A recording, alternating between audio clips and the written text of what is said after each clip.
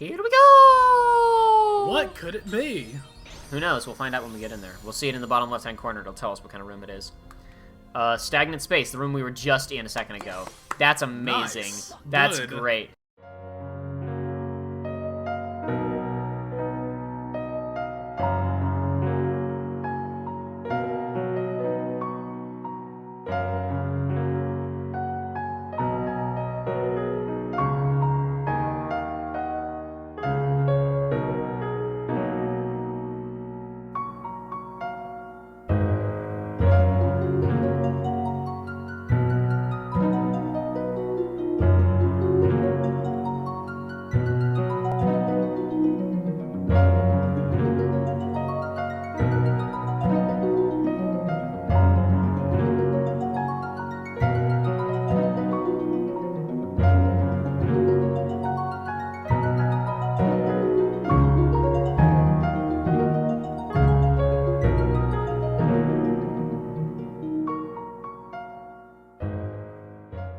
I like the Mass Effect. Cool beans. Man, when's that new one coming out anyway? Oh, who knows? Whenever they finish it. Maybe we'll see another trailer sometime. I love the CD Projekt Red's trailer for what was it called? Cyberpunk 2077 or whichever one it is. So CD Projekt Red does Witcher, right? Yeah. And ages ago they released a teaser for a Cyberpunk game based on like the old D&D sets. Yeah. I don't know if you ever saw it or not. I don't think I did. I might have. I love that trailer. It's amazing. Like it is simultaneously the type of trailer that I hate, where it is only like it's just CG cutscene. There's no gameplay in it whatsoever. It's Yeah. really only one little scene, but it's just so well put together. It's really good. I watched it a lot back in the day, and it ends with just coming when it's ready. Like, shut up, don't ask. Don't ask, it's fine. It's gonna take us a while. That's better than them constantly pushing it back and back Yeah. and back. It's better than Which them they've done having with a trailer Uncharted in 4 a lot. 2006 and still not having a game released. I wonder if there's a game that I've talked about on my channel that's like that. I don't know, man. Maybe. You should probably look into that. I'm sure one of those games exists. I could probably make some videos about that. Maybe the internet would like it some. I don't know. It seems like that'd be a good idea. Maybe you should try that one day. Maybe one day you should get away from making Call of Duty montages. To Smoke weed every day! making COD montages to Breaking Benjamin and Disturbed. I made a montage once. Did you? No, it was a parody. I think I've showed it to you. It was the Type 0 thing that I cut ages ago that I never released. And I'm not going to, so nobody ask. It was in poor taste. I realized it was in poor taste. Because I took, it's not... Type 0 is not a terribly serious game. It likes to pretend that it is, but it really isn't most of the time. It really wants to be serious, but it can't get away from panty shots, is the problem. Yeah! All of the girls, they're all the soldiers are students, right? And the girls wear skirts to battle, so every time you dodge roll, you get a nice panty shot. Hey, that's what I pay for. But it's That's why I buy the it's game. also a game about the horrors of war and the opening cutscene. The opening. You just see panties across a bloody battlefield. That's the game. The opening cutscene features men being horrifically burned alive by a fire spell. And then there's panty shots. Yeah, and then there's panty shots shortly thereafter. Oh boy, what a This video is why game. I play video games. But I made a video and I was like, I made it before it came out because I pulled it from trailers, right? Because there was like the trailer had the narrator was like Final Fantasy Type 0 is like a shows the development team's creative talent and builds a rich world, blah blah blah, full of emotional drama, and then it cuts to a person getting shot with a sniper rifle as people watch in slow motion, right? And then I cut in a dubstep and like Call of Duty hit markers and stuff throughout it. And the one shot that I was like, I probably shouldn't do this was I used the shot from the opening where there's like 3 men getting horrifically burned alive, and I had hit markers all over the place and dubstep playing, and then it zoomed in on the guy who shot the fire spell and he had the 8-bit glasses on his eyes, and I was like, Double kill. probably shouldn't release this.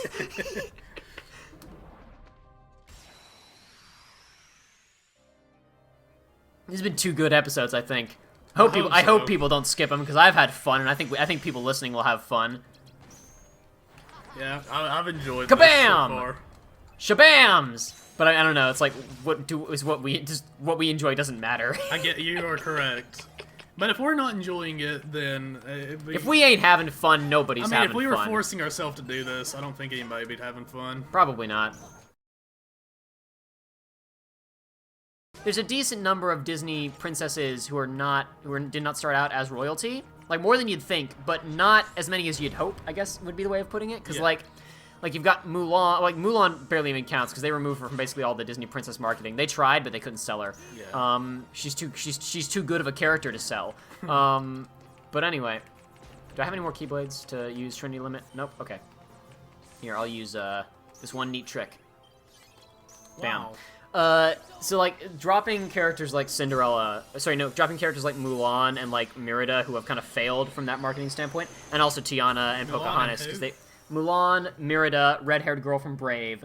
Oh. She's a good one because her entire character is based around saying, I don't want to be the hoity-toity princess girl. I want to ride around on horseback and use bow and arrow. But they redesigned her for like the toys and marketing and stuff to give her a dress. Because that's what girls like. Yeah, right? Because that's what girls like. Right. Like after the Hunger Games, there was an influx of girls wanting bow and arrows and stuff, so they made a bunch of pink and purple bow and arrows. Because that's what girls want, right? Yeah, exactly. So Merida is intentionally supposed to be like an anti-princess character. I didn't like Brave, but Merida's fine. And like her character is built around, I don't want to get married and do all these things and weave tapestries because she's from Scotland in medieval ages. I want to use bow and arrow and ride around on a horse and do not girl things. Fine. It works just fine. So, oops, don't have a Dolan, I don't think, so I can't use Trinity. Dolan. So the where was I going with that? I don't remember. Oh yeah. Hold on. Here. Thank you. Here we go. I gotta use melee on these guys because they will absorb all types of magic unless they give me Trinity, but I don't think they're going to. So most of the princesses, Disney princesses, I mean, I don't know. It's kind of, I was counting them up the other night and I forget exactly what I came to, but like it's not exactly an even split. But there's a lot of them do start out as princesses and a lot of them don't. Like, for example, like Snow White is from the beginning. Cinderella is not. So she married into being royal. She cheated, basically. She didn't have pure blood. She cheated her way in. I'm trying to think of the other ones. Aurora is, but she's not treated as one for most of the movie. So she's like living in hiding, pretending not to be one for most of the movie.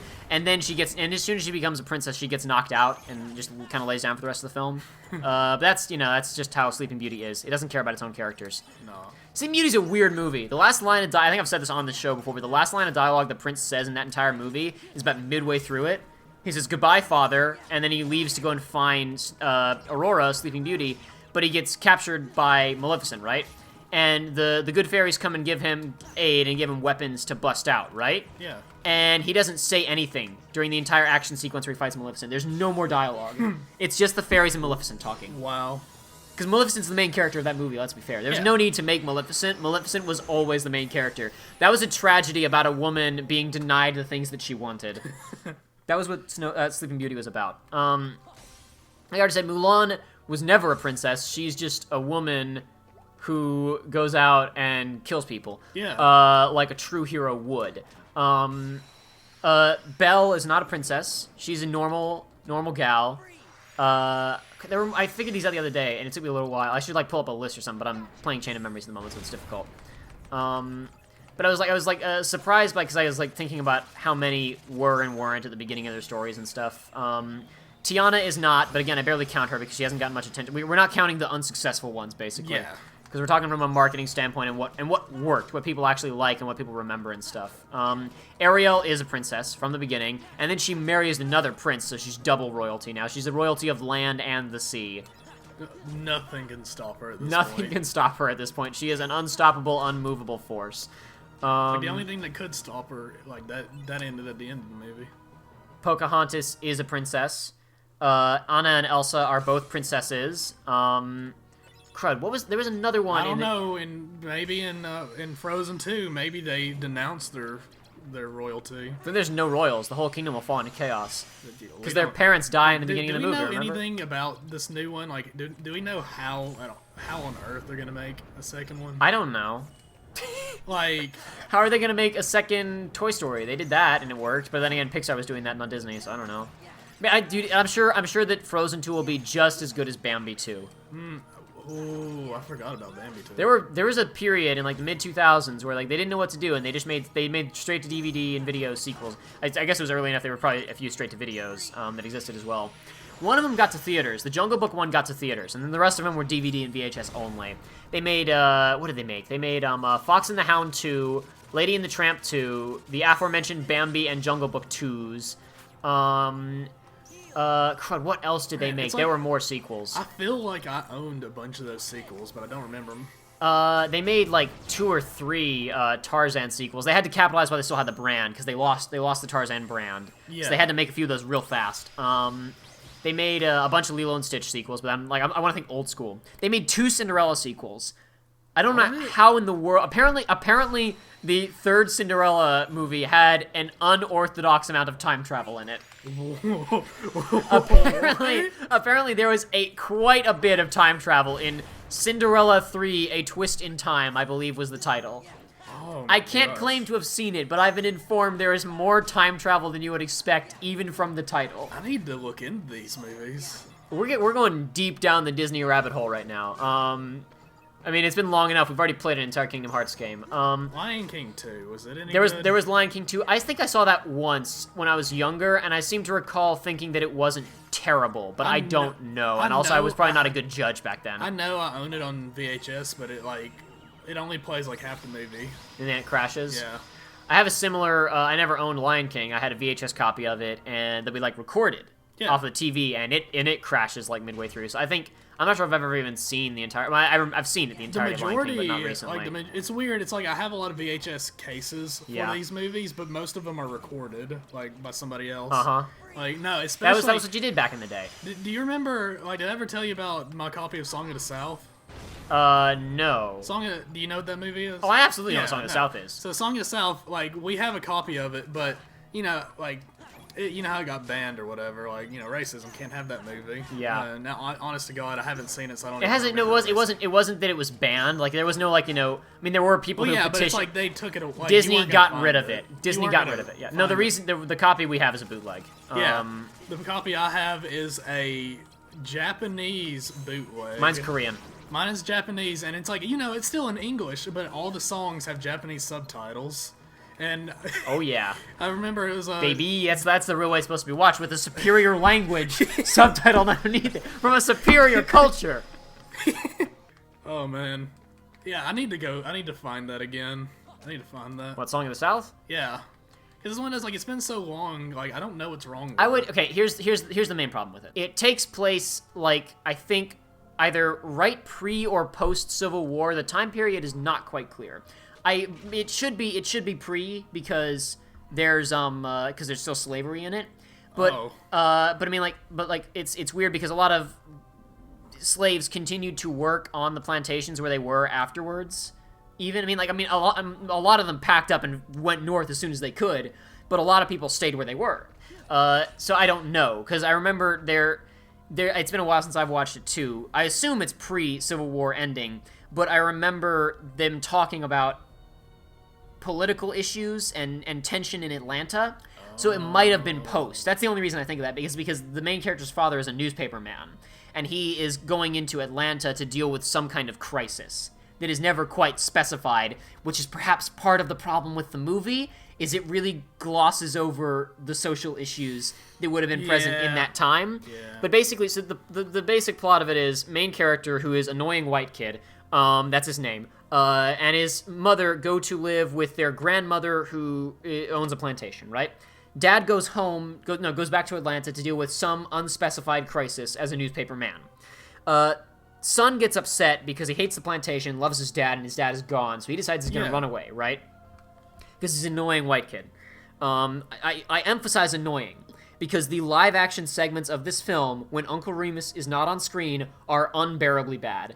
Uncle Remus. I was trying to remember his name. They are so bad when Uncle Remus is. He is great. Yeah, I'm pretty sure he passed away the next year, but he won a posthumous honorable mention type Oscar from the Academy Award, which is, at the same time, that's kind of a bit of a middle finger. It's okay, but you couldn't give him an actual Best Actor award, and you had to wait until he was dead. Yeah. It's like, great, good job, guys. Woo, good progress there. But all the same, I'm pretty sure he was the first black guy to win an Oscar, so something. And he deserved it because he's fantastic in that movie. He is so good in Song of the South. He makes that entire film. But basically, annoying white kid decides, I'm going to go find my dad in Atlanta. And so he tries to run away. And he passes by the slaves, who are all, day's work is over, and they're all out singing folk songs. And this is part of the problem with the film, is the image of all of the happy slaves, happy to be slaves, singing the songs on the plantation, having a good old jolly old time. Yeah, I can see That's where the film has its problems primarily. Again, I'm sure some other people who are more experts on the subject could say, and also, Jacob, there's this, and this. But that's the main thing that I draw from it, is the depiction is so colored. That's, rose tinted glasses, so to speak. It is such a happy depiction of it. Nostalgic, perhaps even depiction of it. And that's the problem with it. Yeah, okay, yeah. Now, I will say this. If you cut the entire film down to Uncle Remus and the animated segments, I think it's great. Yeah. I'm sure there are probably some things in the animated sequences that somebody could say, Jacob, this and this and this is considered racist. I don't know. All I know is that the animation sequences are charming and fun. Yes. And they're also... The songs are fun. They're also technically important because it's the first time that live action and 2D animation was blended seamlessly. Where, like, it's an incredible shot even now where when they go into the first animated sequence, Uncle Remus is talking about what type of, like, it's what leads into the Zippity Doo-Dah song, right? And he says something to the effect of, like, it was one of those Zippity Doo-Dah days, a day that was so beautiful and perfect that you couldn't help but you couldn't go out without a song jumping right out of your mouth, Zippity Doo-Dah, right? But the camera's doing a slow zoom on him, right? And when he says without a song jumping right out of it, zip, and he goes right into it, the background like explodes and goes into animation, and the camera zooms back out. That's really cool. It's so cool. But it's like a lot of the animated sequences, the best parts of the movie are when it's him and animation at the same time, because he walks around through these environments, and this was the first time they did this. Mary Poppins was the time that most people will have seen when it was really successful. Yeah. But it's a big moment in the movie. The animated sequences are fine. The guy who plays Uncle Remus, I forget the actor's name, but he is so good in that movie, and his scenes are good. Skip any scene that is not animated or that Uncle Remus is not in, because... I mean, that's all I cared about was the animated sequences and the songs back then, and Uncle Remus. That movie is pretty annoying. It's like, I don't know for sure, but it feels like I remember skipping, like, until it was, like, with Uncle Remus. That would make sense. I don't know for sure, but it feels that's like that's what I would have done, because the parts without him are trash. Because I used to watch these movies a lot. Mm-hmm. Like, there was a sequence of about a year where I watched Lion King, like 2 or 3 times. Yeah, you mentioned that before. But everything, anytime it is not animated or that Uncle Remus is not on screen, Song of the South is complete garbage. And yeah, I can definitely see there being racist overtones in it. Undertones, overtones, like whatever, however you want to put it. I don't think that it is as offensive as the stigma that has been generated by it. There are certainly some problems in the movie, but the fact that it is banned and it's like this mysterious thing that nobody has seen a lot of the times, it's like this racist movie from Disney's dark past. It's not as bad as that would lead you to believe. It wasn't racist enough to get rid of Splash Mountain. Yeah, it's like, but then again, I'm not a black person. I'm not an expert. I don't know. And like I said, neither of us have seen it in a long time, so who knows? I saw it a couple years ago. Oh well. It's like, all right. I saw it 2 or 3 years ago. It wasn't. There were definitely parts that made me uncomfortable, but it's not as bad as it would lead you to believe. I don't think. Okay. It's not as bad as the stigma and society would have you believe. I will say this, though. One last fun fact about Song of the South before we log off and go fight Axel. Uh-huh. The premiere of the film, when it came out in theaters, was held in Atlanta, in a theater in Atlanta, right? Yeah. The theater in question was segregated. The star of the film, the man who played Uncle Remus, could not attend the premiere because the theater in which the premiere was hosted was segregated. Oh, fun facts. Did you know? More did you know gaming, did you know facts on our next episode of Did You Know Kingdom Hearts. Oh boy. Oh man. It was one of those zippity-doo-dah days without a fun fact jumping right out of your mouth.